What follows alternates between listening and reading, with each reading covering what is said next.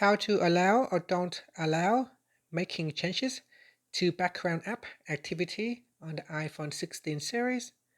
First, let's return back to the home screen by swiping up at the bottom of the screen.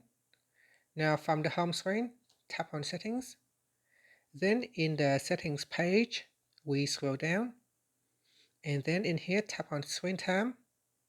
After that, scroll down and tap on Content and Privacy Restrictions.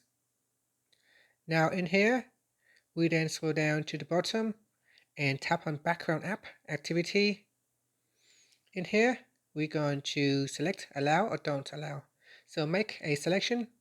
If you don't want to allow any changes to the background app activity, you can choose Don't Allow. Now you may be asked to enter a screen time passcode. If you see this screen, enter in the passcode, and that's it. After that, you can tap on the back key or swipe up to return back to the home screen. Thank you for watching this video. Please like and subscribe to my channel for more videos.